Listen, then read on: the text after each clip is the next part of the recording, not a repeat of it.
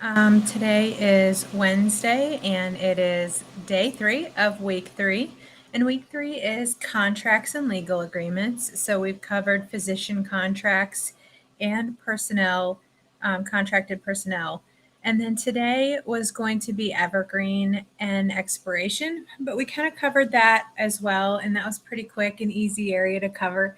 So I just thought I'd jump on here and do some Q&A in general.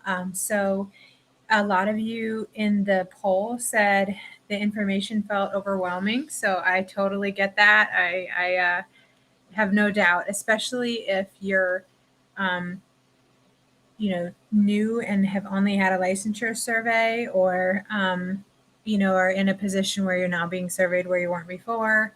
That can be scary. So I'm going to stay on here for about 15 minutes and just see if you have any questions. If you would put those in the comments for me so that I can see any questions that you have.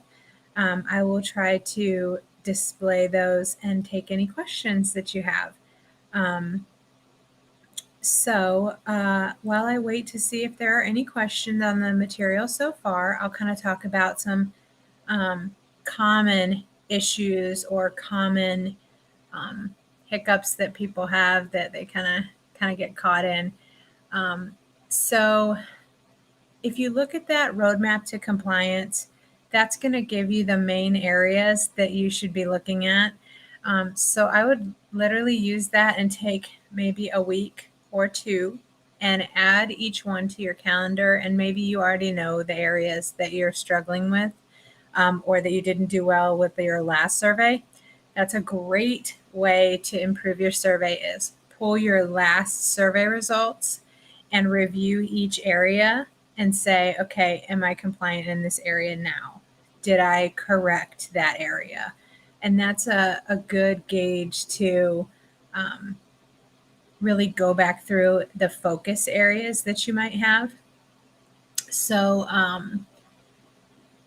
the most common areas that I see deficiencies in are going to be personnel files and renewables. So they either find that they were missing a competency, they were missing an eval, their auto insurance or driver's license has expired, those type of things, or we didn't get their hepatitis B administered when they elected to have it. That's one. Or we didn't get their I-9 signed in time. So they have an I-9, but it's signed 2 weeks after they started. Those type of things. Those are all very common deficiencies. And then the plan of care and documentation are probably going to be your other two areas that are going to need constant oversight. So just really understanding how to apply the plan of care to caring for your patients. The plan of care should be the whole picture. So you want to make sure that when you're teaching your clinicians documentation, you're teaching them to document very objectively, just what they see, not what they feel about what they see, and then connect that to how to best provide care for that patient. And that's kind of how you can tie the plan of care really together. And then you want to make sure that if they have physician's orders or diagnoses or treatments or any type of directives, that those are reflected not only in the plan of care, but in the assessment of the patient, and those are kept updated and current. So those are a couple areas that are generally common pitfalls for deficiencies. We've talked about site ops and talked about having the postings and the compliance plan in place. We have talked about personnel files and all the components that need to be in there. And this week we're talking about contracts. And again, the biggest thing with contracts is to make sure that they include those vital components of what the contracted services are, what the duration is, and what the charges are, and then that those contracts are kept current. So if they're evergreen contracts, they still need a review every year. And if they're annual contracts, then they will need completely renewed. So I would probably advise that you just, if it's appropriate and you anticipate it being a long-term contract, then or for like contracted therapies, like, if you need a OT or ST or PT, that would be an evergreen contract, and you would go through that and just do a renewal notice every year and kind of review and see what comes up. So those are the most common items for contracts. And next week we get to talk about a area that I'm really excited to talk about, which is staffing. So, not only staffing for compliance, but staffing right now is really, really challenging. I know a lot of people are struggling with staffing, and um, that can be a question of when is it time to get agency or contracted staff, and how to do that in a way that meets the state regulations.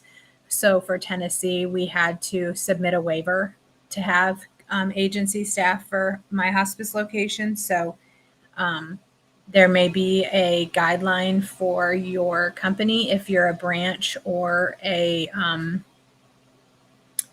what's the word? If you have a franchise type location and you're part of a larger organization, they may have policies on when it's time to contract out staff and how to do that too. So those are all things to consider. I know that most of the staffing deficiencies from surveys boil down to how the plan of care is executed. So if the plan of care is executed well, they're probably not going to look very hard at staffing if you're meeting the minimum guidelines, like if your state has a minimum guideline. So like I know for skilled nursing facilities, California has a PPD, patient per day rate, the hours that they're required to meet for direct care hours. Obviously, I don't think that any states that I know of, home health or hospice, have those, but feel free to let me know if your state does. I'd be interested to hear about that. But if you're not able to furnish the care required, that's where you're going to get in trouble. On-call can get you in trouble in this area. I know that hospices who did not have a responsive on-call team, or did not have an on-call calendar in place at all, or did not have anyone manning the phones for on-call, or there's been several hospices with on-call concerns about how they're able to serve their patients' needs and symptom management without an adequate on-call team. So that's another area for hospice. Start of cares for home health. You got to be careful. If you don't have the staff, they want to see your process for accepting patients if you don't have the staff to provide timely and adequate care to them. So that's another area that we'll be talking about with that start of care and the referral process. How do you determine who you can take? How do you determine your productivity? So if you know you don't have enough staff, but you still need patients to be seen, what's a reasonable workload?